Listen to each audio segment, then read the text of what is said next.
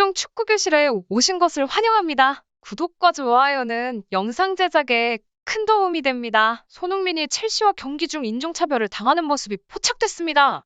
손흥민을 향해 인종차별을 한 백인 남성 첼시 팬의 행위는 굉장히 노골적이었습니다. 손흥민을 향한 인종차별을 파악한 첼시 구단은 즉각 조사에 나섰는데요. 18일 영국 일간 메트로, 스포츠 매체 디 애슬레틱 등은 첼시가 토트넘과 경기에서 손흥민을 겨냥한 인종차별 행위를 파악하고 조사에 착수했다라고 보도했습니다. 보도에 따르면 지난 15일 영국 런던 스탬퍼드 브릿지에서 열린 22-23 시즌 EPL 2라운드 경기 첼시 대 토트넘 호스퍼 경기에서 인종차별 행위가 벌어졌습니다. 피해자는 손흥민이었습니다. 이날 경기 후반 손흥민이 코너킥을 차러 가던 도중 발생했습니다. 코너 앞 관중석에 있던 한 팬이 손흥민을 향해 자기 눈을 양옆으로 찢는 행동을 했습니다. 이 장면은 중계화면에 포착돼 이후 소셜미디어를 통해 퍼졌습니다.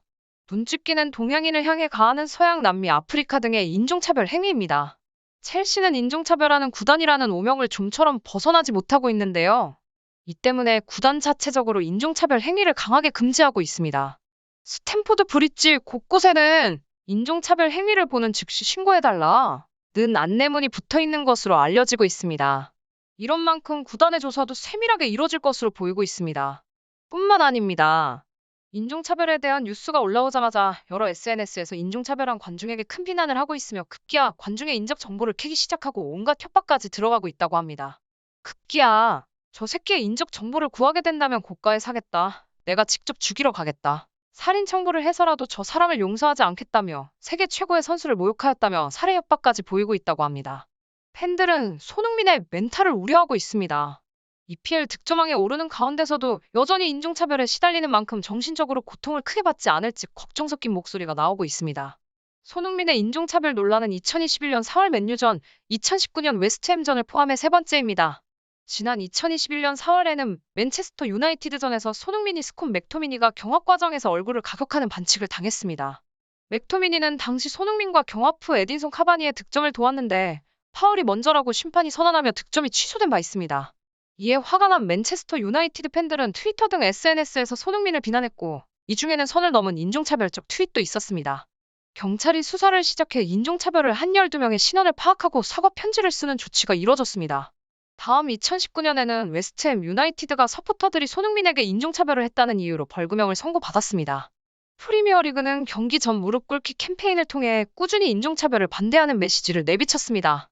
지난 2013년 미국 경찰이 아프리카계 미국인에게 엄격한 조치를 취해 사망에 이르게 한 사건 이후 블랙 라이브스 매터 운동이 전 세계적으로 거세지면서부터입니다. 하지만 아시아인에 대한 인종차별은 줄어들지 않았습니다. 최근에는 황희찬이 친선 경기 도중 상대 서포터들에게 인종차별 피해를 받기도 했는데요. 김민재 선수 또한 나폴리에 입단 후 프리시즌에 인종차별적인 조롱을 당해 구단 측에서 선수를 보호한 사례가 있습니다. 계속해서 문제가 발생하자 팬들 사이에서는 인종차별 반대 캠페인이 전혀 의미가 없다는 주장이 이어지고 있습니다.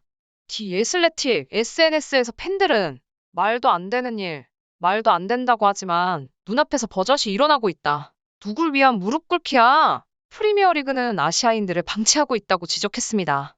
손흥민 선수는 이전 독일 분데스리가에서도 인종차별을 당한 적이 있다고 말한 적이 있습니다. 손흥민은 홈커밍데이 행사에서 2018년 러시아 월드컵 독일전이 가장 기억에 남는 경기라고 전했던 적이 있습니다. 한국 대표팀이 독일에 2-0으로 승리한 경기인데요. 당시 손흥민은 두 번째 골을 넣었습니다. 그는 이 경기를 꼽은 이유에 대해 어릴 때 독일에서 상상도 못할 힘든 생활을 했다. 인종차별도 많이 당하고 힘들었다고 전했습니다. 이어 언젠가는 꼭 갚아줘야겠다고 생각했다며 러시아 월드컵 패배 후 독일 사람들이 우는 모습을 보면서 그래도 내가 좋아하는 걸로 복수해 줄 수 있어서 참 기억에 남는 경기라고 말했습니다. 독일 매체들도 손흥민의 이 같은 발언을 주목했습니다. 스포츠 매체 키커는 손흥민은 우는 사람을 보면 위로하고 안아주고 싶어 한다.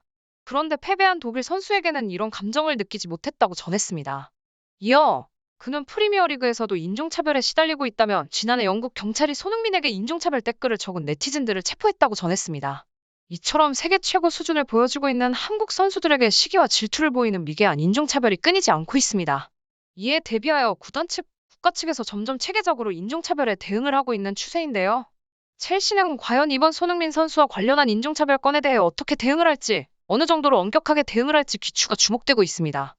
항상 양질의 정보를 누구보다 빠르게 전달해드리겠습니다. 시청해주셔서 감사합니다.